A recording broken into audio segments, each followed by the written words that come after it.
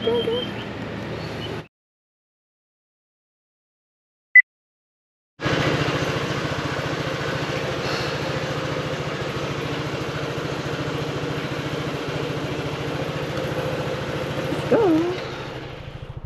afternoon, guys. Samahan nyo ako sa magiging vlog ko for today.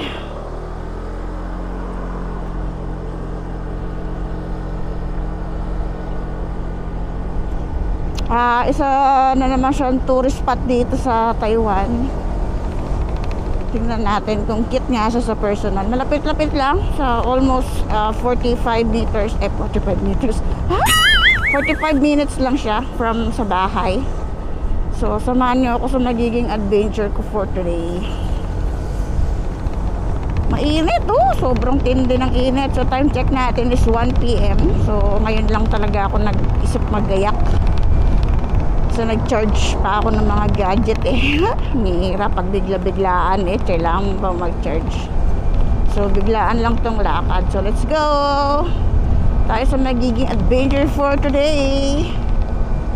Whew! Grabe, ang ingay naman nito sa ulo ko. Katok ng katok sa helmet ko ano ba naman yan? Nakakatuwa.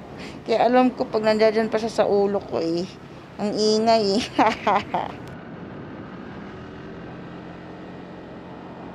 So guys, dito tayo ngayon. So tinatawag ko kasi itong place na to is backdoor. Kasi parang ano na to likod na to ng main road. Kaya pag sinabi mong backdoor, yan, puro bundok yung dadaanan mo. Maganda rin dito dumaan, lalo na pagpapunta ka ng Kaohsiung kasi malilis nga yung traffic na mapupuntahan mo. Yun nga lang, pag gabi, alangan ka na dito sa lugar na to. Pero pag umaga, yan, maganda kasi may enjoy mo naman yung lugar. Ilang beses na rin naman ako nakapunta rito kasi malapit nga lang dito. Marami rin kasing pasyalan dito sa paligid. So, parang halos pamilyar na talaga ako sa daan.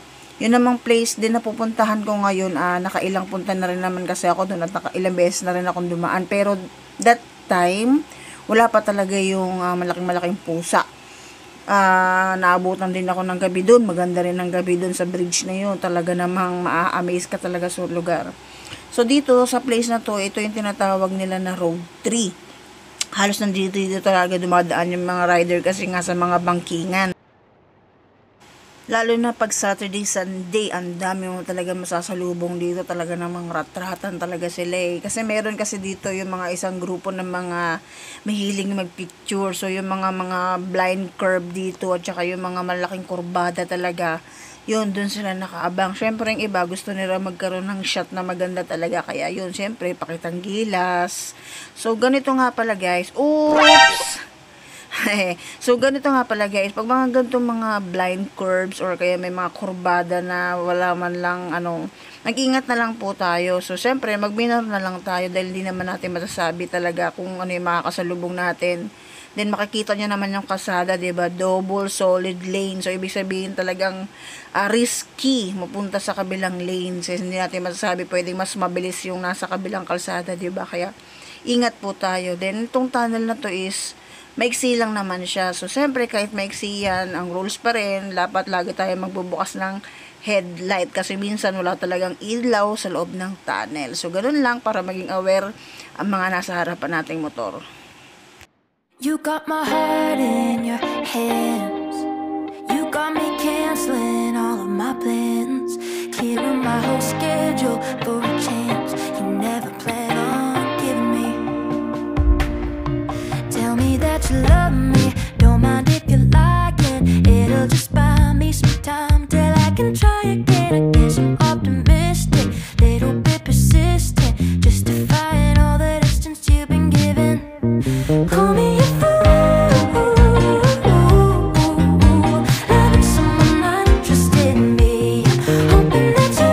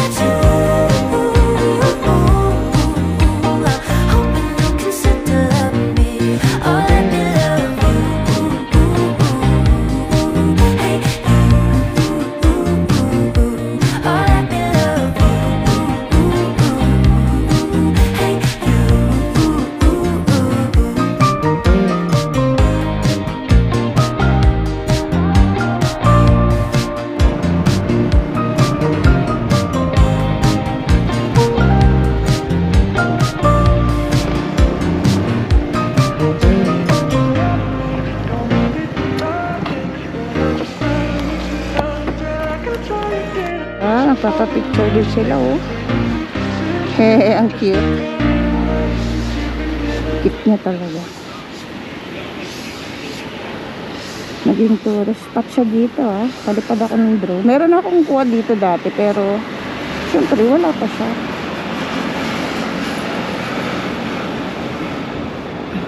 Oh, buti hindi nagtatampo tong isa. Kaya puntahan na natin siya.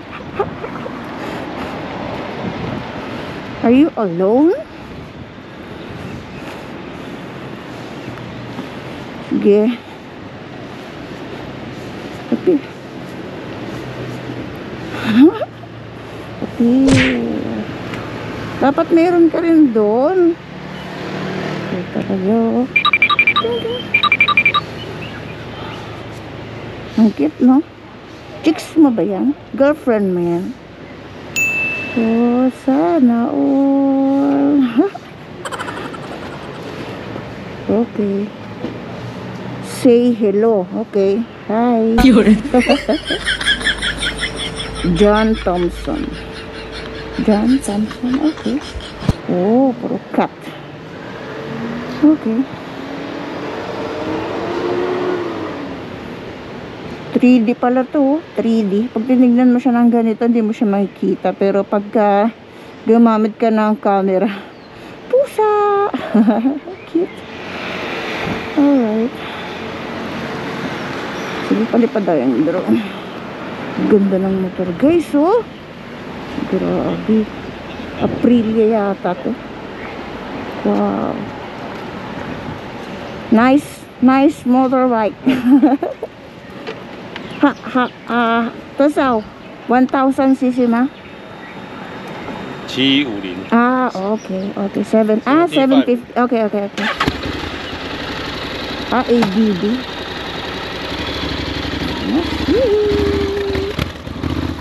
ADB 750 cc. Ano kayang top speed ng mga ganyang motor, no?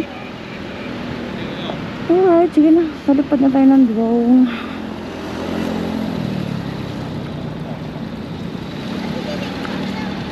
Kailangan doon ako sa kabilang side eh. Kasi, pwede rin dito. So, dito naman siya nakaharap eh. Okay, let's go na. Labas na natin si Meow. Kita-kita sila ng kanilang mga tropa.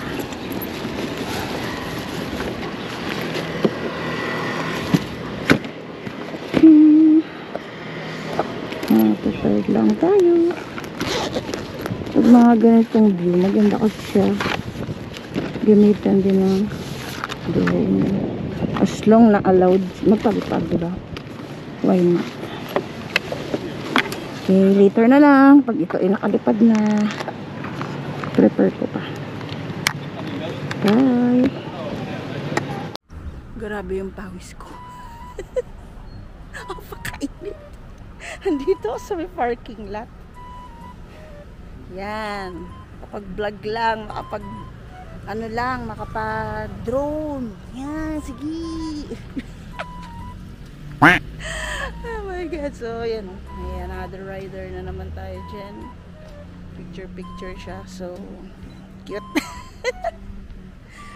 Cheche. Sige na. Tara na. Magpapalipad na tayo ng drone. Ready na siya. Nit. Grabe.